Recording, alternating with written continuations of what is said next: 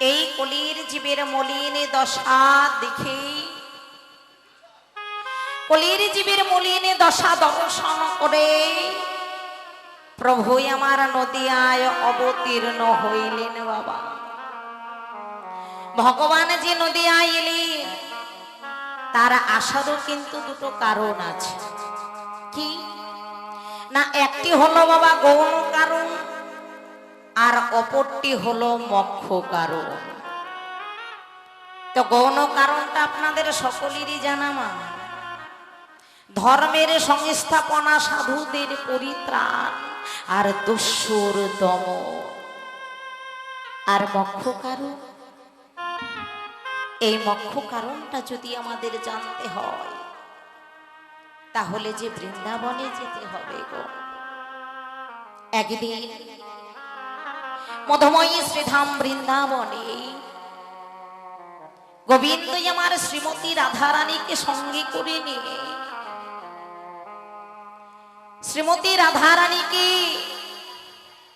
সঙ্গে করে নিয়ে গোবিন্দ আমার আনন্দে মেতে আছে। এমন সময় রাধারানী আমার হঠাৎ গোবিন্দ কোলে মাথা রেখে ঘুমিয়ে পড়েছে। ঘুমিয়ে পড়েছে শ্রীমতী রাধারানী তো বাবা বধূর কোলে মাথা রেখে ঘুমিয়ে পড়েছে। এমন সময় গোবিন্দ আমার মনে মনে চিন্তা করছে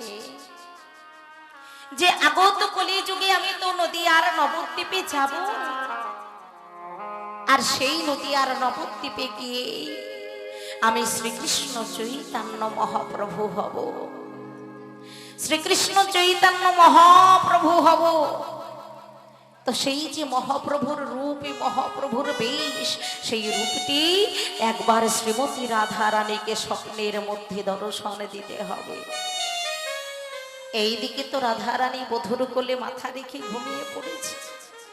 ইতিমধ্যেই গোবিন্দ আমার তার যে মহাপ্রভুর বেশ, মহাপ্রভুর রূপ, সেই রূপটি শ্রীমতী রাধারানীকে স্বপ্নের মধ্যে দর্শন দিলেন। আর সেই রূপে দর্শন করে শ্রীমতী রাধারানী আমার চিৎকার করে কেঁদে উঠলেন, প্রাণনাথ ও হে প্রাণনাথ,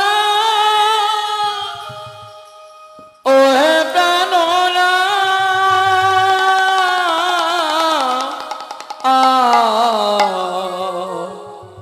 ও হে প্রাণনাথ,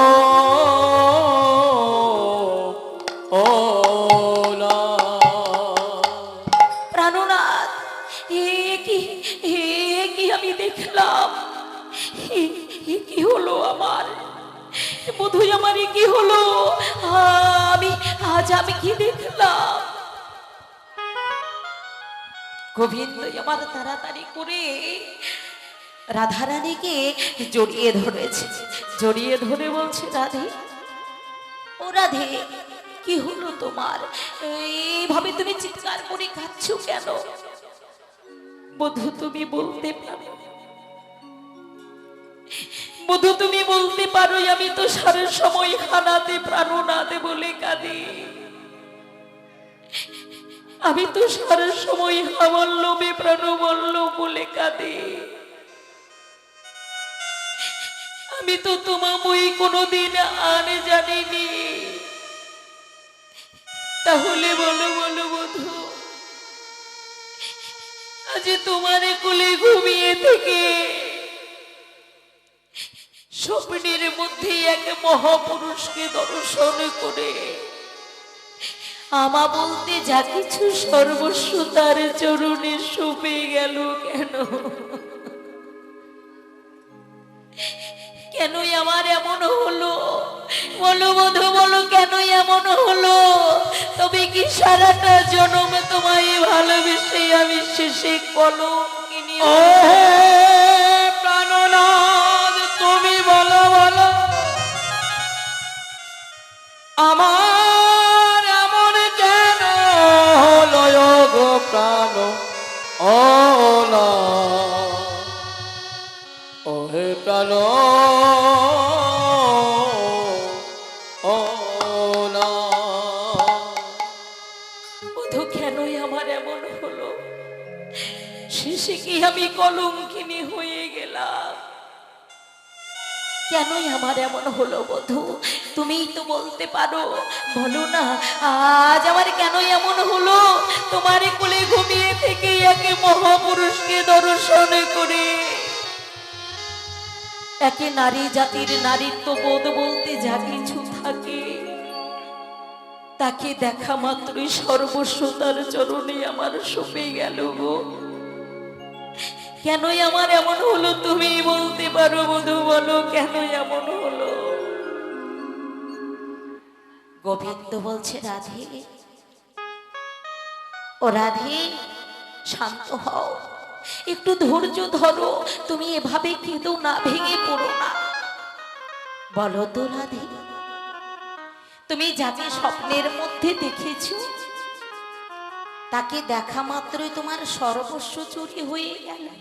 হ্যাঁ বধূ, তাকে দেখা মাত্রই একটা নারীর জাতির নারীত্ব বোধ বলতে যা কিছু থাকে, তার জাতে কুল মানে ধর্মশীল সর্বস্ব ডুবে গেল। বধূ বলো না, বলো না আমার কেন এমন হলো? গোবিন্দ বলছে, রাধে তুমি কেঁদো না, শান্ত হও। রাধে গো, বলো তো রাধে, তুমি যাকে স্বপ্নের মধ্যে দেখেছো, সে নিশ্চয় আমার হতে দেখতে সুন্দর? সে নিশ্চয় আমার হতে দেখতে সুন্দর? না বধূ না, সে তোমার হতে দেখতে সুন্দর নয়, ঠিক তোমার মতো। তবে পার্থক্যটা কি জানো বধূ? তোমার অঙ্গে রাজবেশ, আর তার অঙ্গে আছে মলিন ছিন্ন বস্ত্র। বধূ তোমারে করে আছে মোহন মুরলী, আর তারে করে আছে কুমণ্ড। বধূ তোমার মস্তকে আছে চাচুর চিচুর কেশ, আর তার মস্তকটি হলো মণ্ড।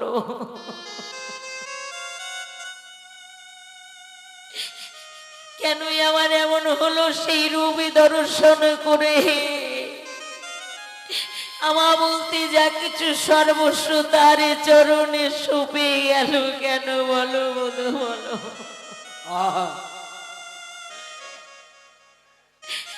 তুমিই বলতে পারো কেনই আমার এমন হলো? বলো না বধূ, কেনই এমন হলো আমার?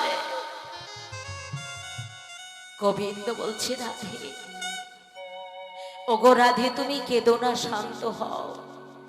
জানো রাধে, তুমি যাকে স্বপ্নের মধ্যে দেখেছো, সে আর অন্য কেউ নয়, সে হলাম আমি। বধূ কেন, কেন তুমি এমন বেশ ধারণ করলে? বলো বধূ, বলো কিসের দুঃখ তোমার? কোথায় গেল তোমার সেই রাজবেশ? কোথায় তোমার মোহন মুরলী? আর কোথায় তোমার কুমণ্ড? বলো বধূ, বলো কেন তুমি এমন বেশ ধারণ করলে? গোবিন্দ বলে, রাধে গো, জানো রাধে, এই বৃন্দাবনে যত সুখ আছে সব সুখ আমি পেয়েছি, কিন্তু রাধে গো, তিনটি বাসনা যে আমার পূর্ণ হয়নি। সেই তিনটি বাসনা কি জানো? কইছেন রাধা প্রেমা, কইছেন মধুরিমা, মধুরিমা, কইছেন সুখে তহু ভো, সুখেতে হব। আরে এই তিন বাঞ্ছিত ধনে ব্রজে না হইল পুর, হইল পুর, ভাবিয়া না পাই নয়, ভাবিয়া না পায় নয়। রাধে গো, তুমি যে আমাকে ভালোবাসো, এই ভালোবাসার মহিমাটা কেমন? রাধে গো, তুমি যে আমাকে ভালোবেসে রন্ধন শলায় গিয়ে ওই ধোয়ার ছলনায় বসে বসে কাঁদো, তাতে কি সুখ কি আনন্দ পাও তুমি? আমি যে ভগবান হয়েও জানতে পারলাম না। পদকর্তা লীলার এক পাশে দাঁড়িয়ে দর্শন করে বললেন, হে গোবিন্দ, তুমি কেমন করে জানবে, তুমি কেমন করে জানবে যে ভক্ত তোমায় ভালোবেসে কত মনে সুখ পায়? তোমায় ভালোবেসে তোমার ভক্ত মনে কত যে আনন্দ পায়।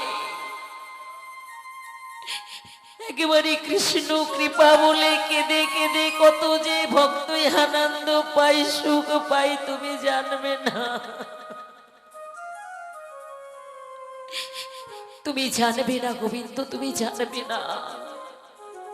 মাগো, পদকর্তা শাস্ত্রে একটা দৃষ্টান্ত দিলেন। মা, এক মায়ের এক সন্তান, মা, সে কিন্তু বিদেশে চাকরি করে। তো ওই সন্তানে যখন 1 বছর পর মায়ের কাছে ঘুরে ফিরে আসে, তখন আমার মা খুব আনন্দিত হয়, খুব খুশি হয়। আবার যখন সন্তান মাকে ছেড়ে বিদেশে চলে যায়, আমার মা খুব কাঁদে। তো এই সন্তান 1 বছর পর মায়ের কাছে ফিরে এসে বলছে, মা, ও মা, তোমায় একটা কথা জিজ্ঞাসা করব। বলো খোকা। একটা কেন বাবা? তোর যত ইচ্ছে তুই আমায় বল। 1 বছর পর তুই আমার কাছে ফিরে এলি, একটা কেন বাবা? তুই যত ইচ্ছে আমায় বল। বলো তো মা, আমি যখন তোমাকে ছেড়ে বিদেশে যাই, তখন তুমি খুব কাঁদো। আবার যখন আমি তোমার কাছে ফিরে আসি, তখন তুমি খুব হাসো। ও মা, মা, তুমি কেন কাঁদো আর কেন তুমি হাসো? এই প্রশ্নের উত্তর দিয়ে কি সন্তানকে বোঝানো যায় বাবা? মা বলছে, ওরে বাবা, তুই যখন আমায় ছেড়ে বিদেশে যাস, তখন আমি কেন কাঁদি? আবার তুই যখন আমার বক্ষ মাঝে ফিরে আসিস, তখন আমি কেন যে হাসি? এই প্রশ্নের উত্তর আমি তোকে দিতে পারবো না। সন্তান বারবার বলছে, মা বলো না। বারবার জোর করছে, মা বলো না, কেন তুমি কাঁদো, কেন তুমি হাসো, আমাকে যে জানতেই হবে, মা বলো না। সন্তান যখন বারবার বলছে, মা বলছে, বেশ বাবা, তুই যখন জানতে চাইছিস, তবে শোন বাবা,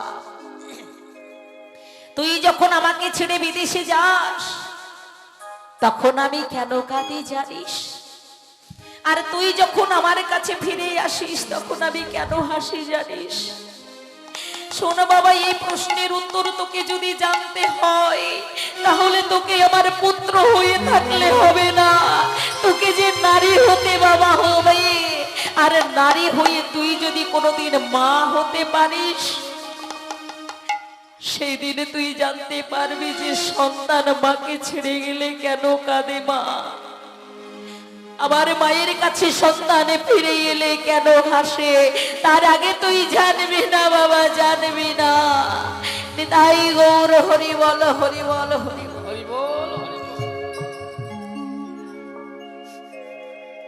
তাই গোবিন্দ অধকর্তা লীলার 1 পাশে দাঁড়িয়ে দর্শন করে বললেন, হে গোবিন্দ, তুমি জানবে না যে ভক্ত তোমায় ভালোবেসে কত সুখ পায়। শোনো গোবিন্দ, এই প্রশ্নের উত্তরটা যদি তোমাকে জানতে হয়, তাহলে তোমাকে যে ভগবানের সিংহাসনটা ত্যাগ করতে হবে। তোমাকে ভগবানের সিংহাসন ত্যাগ করতে হবে। তোমাকে ভগবান না হয়ে তোমাকে ভক্ত হতে হবে।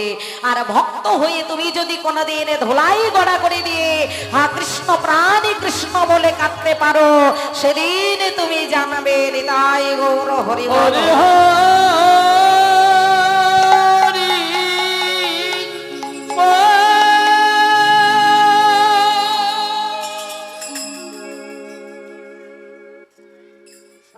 তার আগে তুমি জানবে না।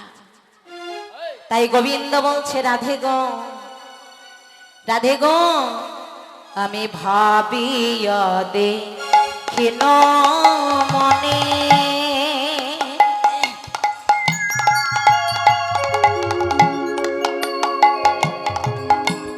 তোয়ার কান্তি বিনে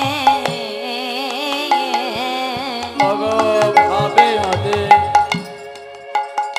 অগো ভাবে আদে কেয়া মনে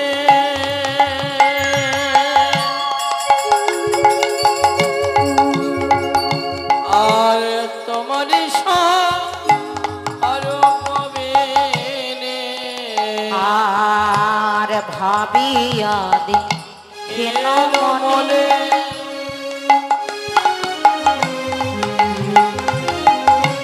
তোয়ার কান্তি বিনে সেই বাসনা পূর্ণ কভো না বাসনা পরিণত ভোলা ও রাধে তাই তোয়ার কান্তি ধরে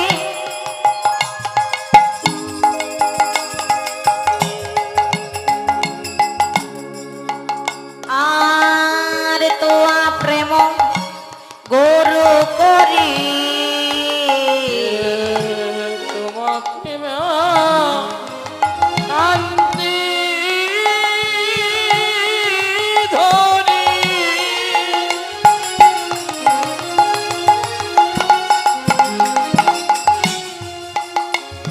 আর তোমার প্রেম গুরু করি হইব নদিয়ায়ুদ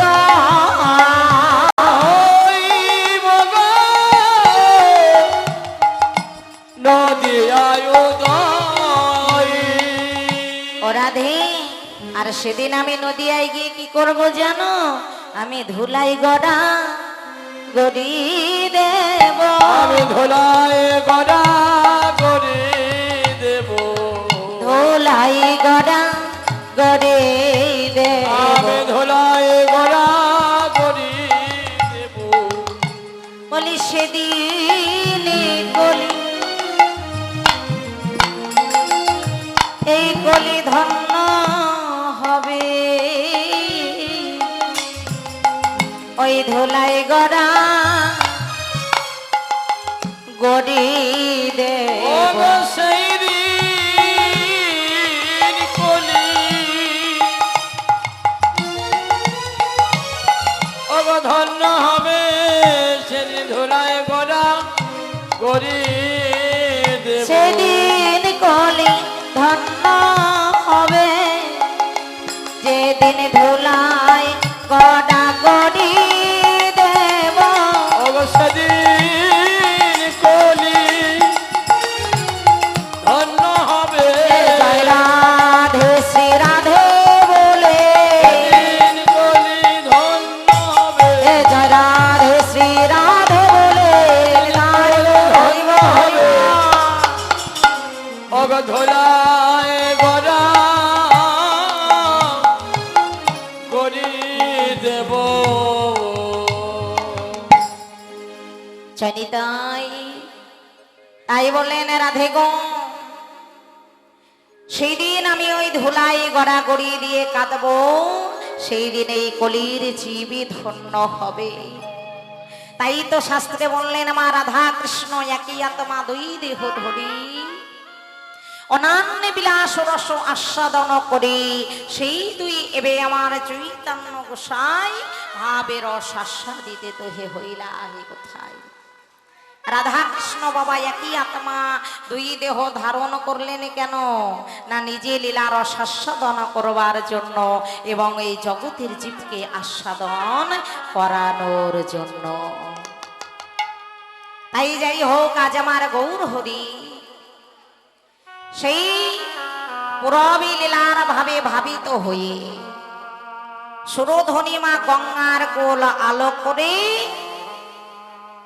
বিনোদ খেলা খেলছে বিনোদ খেলা খেলছে ভগবান খেলছে ও বাবা আমরাও খেলি, ভগবানও খেলছে। ও মা আমরা খেলি না? খেলি তো। তাহলে আমরাও খেলি আর ভগবানও খেলছে। তবে আমাদের খেলার ভগবানের খেলার মধ্যে পার্থক্যটা কোথায় জানো? না, আমরা যে খেলাটা খেলি মা, সেটা হলো খেলা। আর আমার ভগবান যে খেলাটা খেলছে সেটা হলো লীলা। এটাই পার্থক্য। তাই আজ আমার ভগবান খেলছে সুরধনী মা গঙ্গার কুল আলো করে। ওরে খেলায় নদ খেলা, ও খেলায় নদ খেলা, অগ খেলায়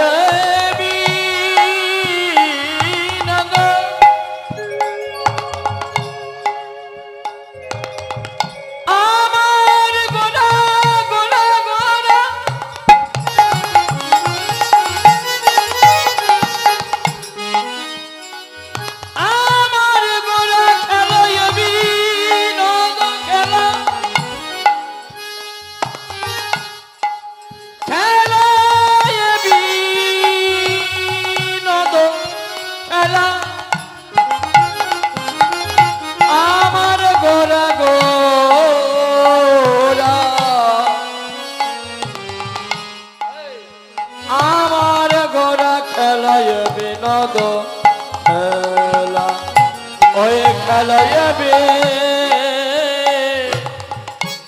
বিনোদ খেলা। আমার গোরা বন মালি, ওই না খেলায় বিনোদ খেলা, আমার গোরা বন মালি। আর বলে নবী আর করে ভগত মণ্ডলী পুলি নবী হার করে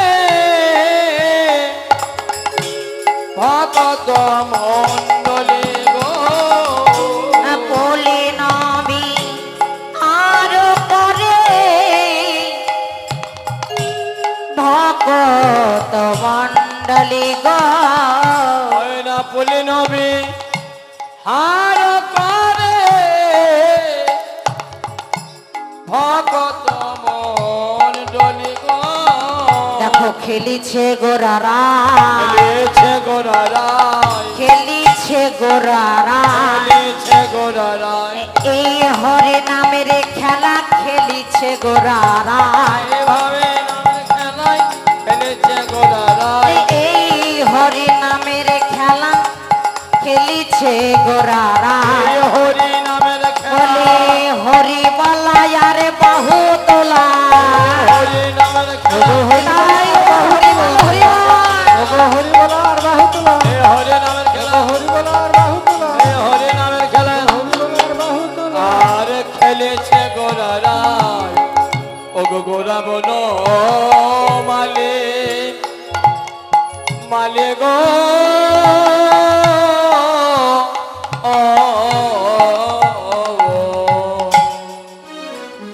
ভগবান খেলছে সুরধনী মা গঙ্গার কোল আলো করে বিনোদ খেলায় মেতেছে। বিষবেদে বিশেষ আর নদ কথার অর্থ হলো বাবা আনন্দ। অর্থাৎ যেই খেলায় বিশেষ ভাবে আনন্দ। ও মা আজ ভগবান কিন্তু আমার সেই খেলাটাই খেলছে। ও মা একবার ভেবে দেখো তো, এই প্রাকৃত জগতে যে খেলাটা আমরা খেলি, সেই খেলাটা খেলতে গিয়ে দুটো পক্ষ লাগে, কি তাই না? খেলতে গিয়ে দুটো পক্ষ থাকে, আর ওই খেলতে খেলতে খেলার শেষে দেখা যায় যে এক পক্ষ হারে আর এক পক্ষ জিতে। কিন্তু আজ ভগবান আমার যে খেলাটা খেলছে, এই খেলায় কোনো হার নয় গো। এই ভগবানের এই অপ্রাকৃত হরি নামের খেলা যে একবারে খেলে, তারা কেউ হারে না, সবাই যেতে। এই নামের খেলায় কেউ হারে না,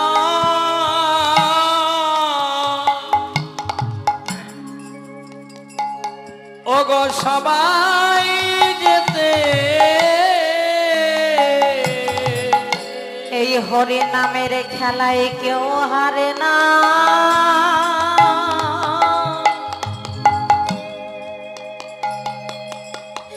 সবাই যেতে।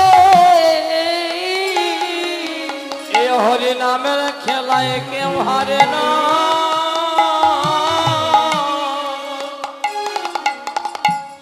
ওগো সবাই যেতে। যারা এই হরি নামে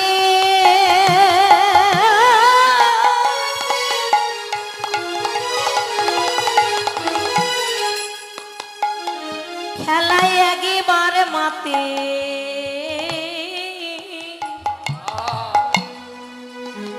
ও মাগো এই খেলায় কেউ হারে না,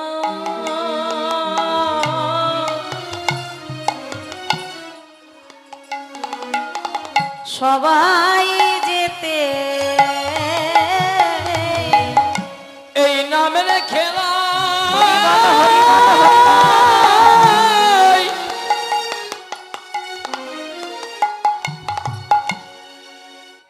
যদি আগে মারে মাতে,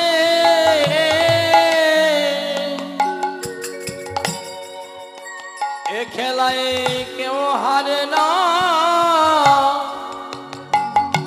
ওগো সবাই যেতে। এই খেলায় যারা একবার মাতে বাবা, তারা কেউ হারে না গো। এই খেলায় যারা একবার মাতে, তারা কেউ হারে না, সবাই যেতে। তবে মাগো খেলাতে কোনো পক্ষপাতিও লাগে না, একা একাও খেলা হয়, ঘরের কোণেও খেলা হয়, আবার নামের মালা হাতে করে নিয়ে ঘরের কোণে মনের কোণে বসে বসে খেলা হয়। আবার মাগো একসঙ্গে যে তোমাদের মতো হাজার হাজার ভক্ত মিলিত হয়েও খেলা হয়। তবে মা জানো এই আনন্দ আছে, আরেকটি বিশেষ আনন্দ আছে। এই যে তোমাদের মতো যখন একসঙ্গে বসে পিতা পুত্র হরি নামের খেলায় মাতে, হরি নামের খেলায় মাতে, তখন শেষে দেখা যায় কি, যখন জানো নামে প্রেমে যখন মাতামাতি হয়ে যায়, তখন কি দেখা যায় জানো, কত পিতা ধরে পুত্রের চরণ, কত পিতা ধরে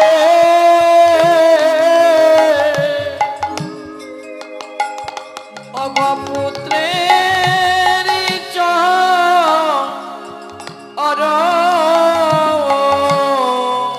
কত পিতা ধরে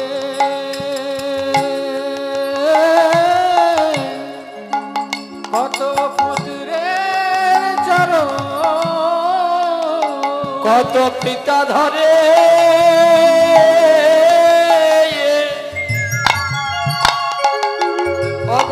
অগপুত্রের চরণ।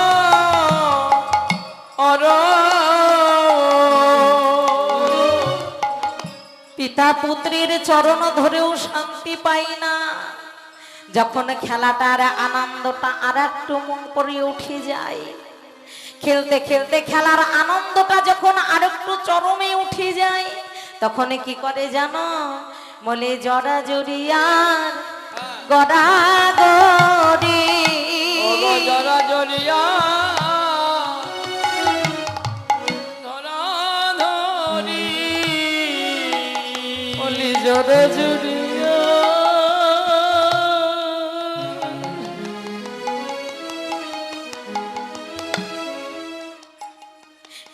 গোড়া গড়ি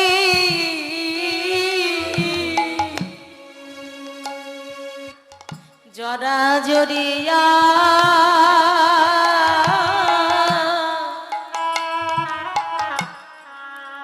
গড়া গড়ি হরি নামে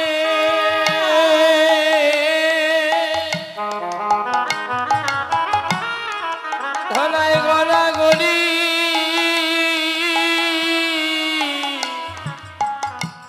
অগ জরা জরিয়া গড়া গড়ি ওই ধুলাই পড়ে দেয়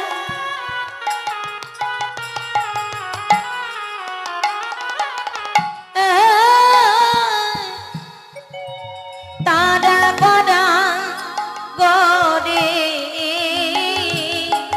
জরা জড়িয়ার গড়া গড়ে এই নামের ধুলা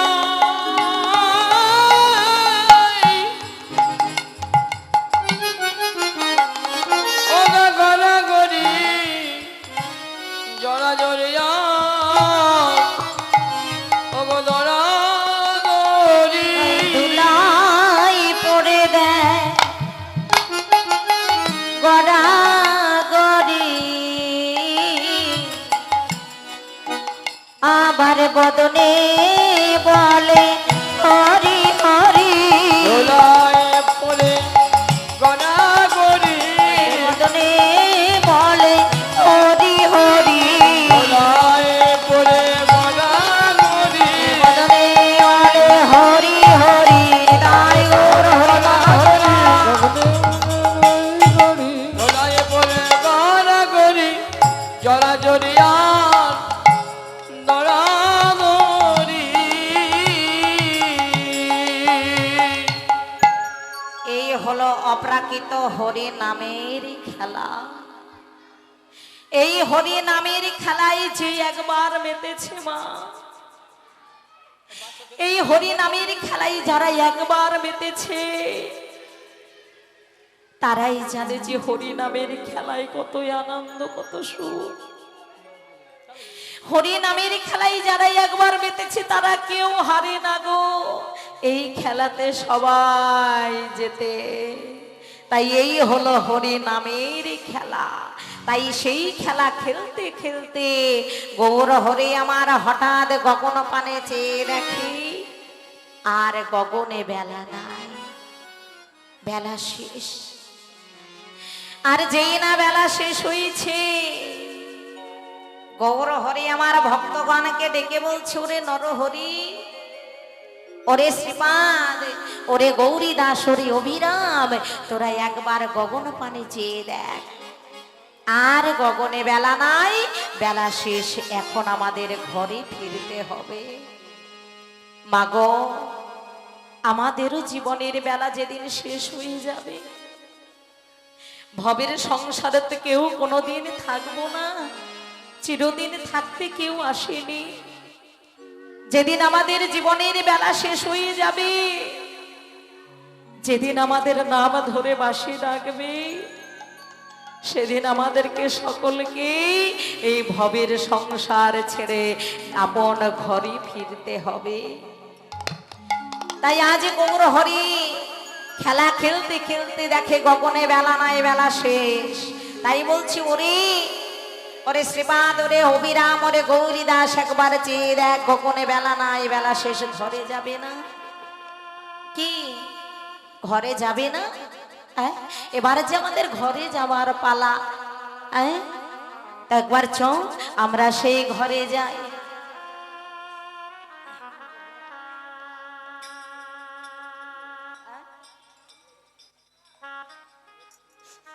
জরাধে ওগো বেলিয়ব শানো হেরে না বেলিয়ব শান হেরে আর বেলিয়ব সান হেরে ওই না বেলিয়াব বেলিয়াব সান হেরে প্রভু আমার গৃহেতে লীলা ওই বেলিয়াব সান হেরে গৃহেতে চলিলা আর জননীর চরণে আসি প্রণাম করিলা গো হয় না জননী চরণে আসি প্রণাম করিলা গো প্রণাম যে করিলা প্রণাম যে করিলা প্রণাম যে করিলা প্রণাম যে করিলা ওই জননীর চরণে আসি প্রণাম যে করিলা জননীর চরণে আসি প্রণাম যে করিলা আর জননীর চরণে আসি প্রণাম যে করিলা জননী চরণে আরে বেলি অবসান দর্শন করি চরণে আসি বেলি অবসান দর্শন তাই গো হরিবল হরিবল চরণে আসি আর প্রণাম যে করিলা অগ প্রণাম করিলা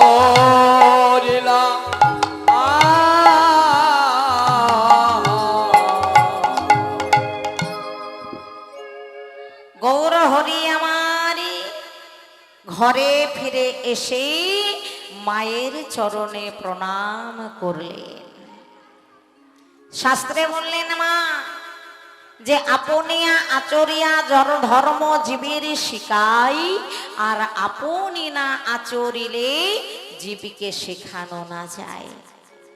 ভগবান গৌর হরি আমার নিজে আচরণ করে জীবকে শিক্ষা দিলেন যে হেজি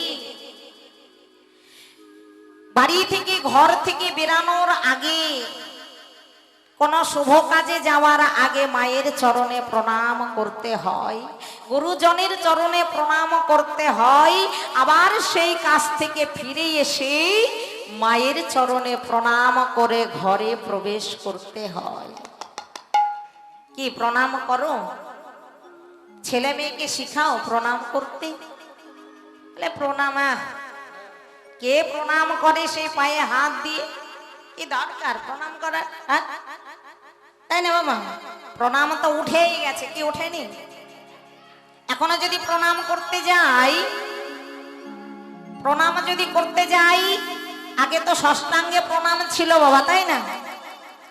ছেলেদের ষষ্ঠাঙ্গে প্রণাম আর মেয়েদের হাঁটু গাড়া দিয়ে প্রণাম, সেটা আর নেই। এখনো যদি মানে প্রণাম যদি কেউ বা করে থাকে, ওই হাঁটু পর্যন্ত হাতটা যায়। রাধে রাধে, কি তাই না? পায়ে হাত যাবে না, হাঁটু ওই হাঁটু পর্যন্ত হাত যায়। সেটা তো গেল। আর কি এখানে কীর্তন করতে করতে সকালবেলায় আমার এখানকার অনেক মায়েদের এবং বাবাদের আমি দেখলাম, যখন এই কীর্তনের সম্মুখে আসছে বাবা, যখন মন্দিরের সম্মুখে আসছে, কি করছে জানো? জানি না বাবা, আমার বাপ দাদুও জানে না যে এটা কি প্রণাম। এই প্রণামটার নাম কি আমার বাপ দাদুও জানে না। আগে তো কেউ এখান থেকে এই অবধি যেত, এখন সেটাও আর যায় না। এই নাকের ডগা, কি তাই না? আমি অনেকেই লক্ষ্য করলাম আজ সকালবেলায় এই নাকের এই ডগা পর্যন্ত এই আঙুলটা শুধু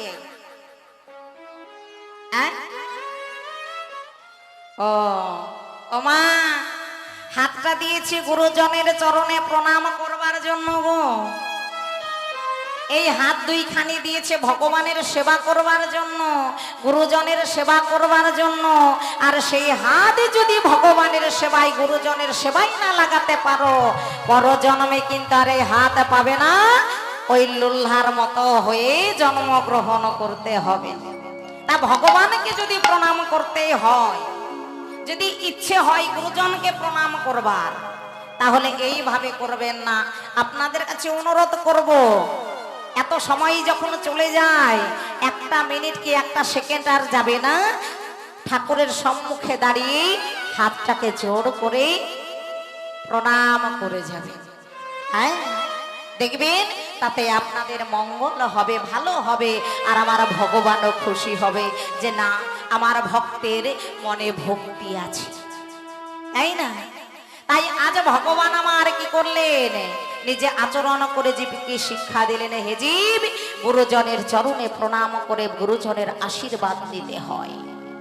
হ্যাঁ, তাই এখন গৌর হরি আমার সচিমায়ের চরণে প্রণাম করে যেই না উঠে দাঁড়িয়েছে, সচিমা আমার নিমাইয়ের অঙ্গ দর্শন করে চিৎকার করে উঠলে, নরহরি, নরহরি, মা, ও মা, ও মা, তুমি আমায় ডাকছো?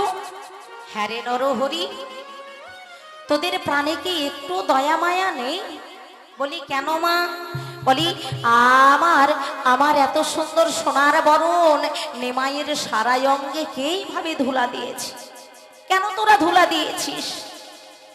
নরহরি বলছে, মাগো তুমি কি করে ভাবলে মা যে তোমার নিমাইয়ের সোনার বরণ অঙ্গে আমরা ধুলা দেব? তুমি কি করে ভাবতে পারলে মা এ কথা? যেই তোমার নিমাইয়ের অঙ্গ আমাদের সাধনের অঙ্গ, ভজনের অঙ্গ, তোমার নিমাইয়ের সোনার বরণ অঙ্গটা আমাদের ভজন সাধনের অঙ্গ, আর ভজন সাধনের অঙ্গে আমরা কিভাবে ধুলা দেব মা? নরহরি, তোরা যখন ধুলা দিসনি, তাহলে আমার নিমাইয়ের সারা অঙ্গে ধুলা এলো কিভাবে? ও মা, তোমাকে তো আমরা বলতেই ভুলে গেছি। তোমার নিমাই কি করে জানো মা? তোমার নিমাই যখন ওই নদিয়া নবদ্বীপের পথে পথে ভক্তগণকে সঙ্গে করে নিয়ে যখন হরিনাম সংকীর্তন আনন্দে মাতে, মাগো তখন তোমার নিমাই ওই ধুলাই গড়াগড়ি দিয়ে হা কৃষ্ণ প্রাণে কৃষ্ণ বলে কাঁদে। কি বললি? আমার নিমাই পথের ধুলাই গড়াগড়ি দিয়ে কাঁদে কেন? তোরা ওকে ধরতে পারিস না, ওকে বাধা দিস না। বাধা তো দিমা, কিন্তু যে ওকে ধরতে যায়, যে ওই নিমাইকে ধরতে যায়, নিমাই তাকে নিয়েই গড়াগড়ি দেয় ধুলাই, গড়াগড়ি দেয় ধুলাই। আরে ধুলাই গড়াগড়ি দিয়ে কি বলে জানো মা? বলে তোমরা মানব জন ধন্য কর, মানব জন ধন্য কর, বলে মানব জন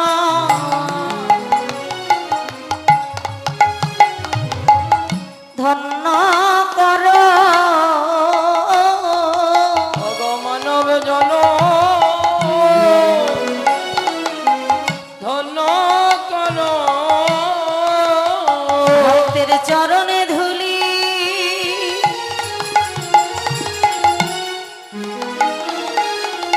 অঙ্গে মাখো,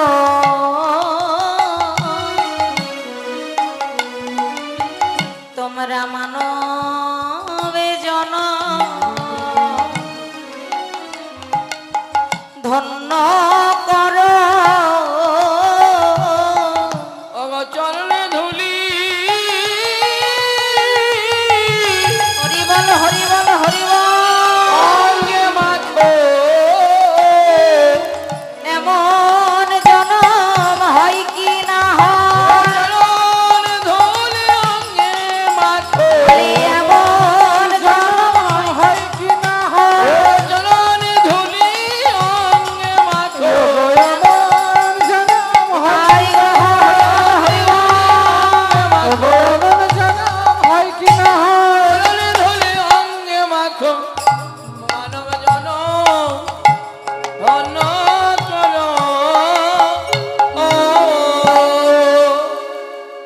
নরহরির এই রূপ বাক্য শ্রবণ করে মা বললেন, ওরে নিমাই, ওরে বাবা নিমাই, আমি কাল থেকে তোকে আর ওই হরিনাম সংকীর্তনে যেতে দেব না। নিমাই রে, তোর এই ধুলা মাখায় অঙ্গ যে আমি আর প্রাণে সইতে পারছি না বাবা। তাই শোন বাবা, আমি তোকে কাল ওই নবদ্বীপের বাজার হইতে খোল করতাল কিনে এনে দেব, তুই এই ঘরে বসেই হরিনাম করিস বাবা। আর বৈষ্ণব পদ করতালিলার এক পাশে দাঁড়িয়ে দর্শন করে বল, গধুলায় ধূসর অঙ্গ গদ গদ ভাই, ধুলায় ধূসর অঙ্গ গদ গদ ভাই।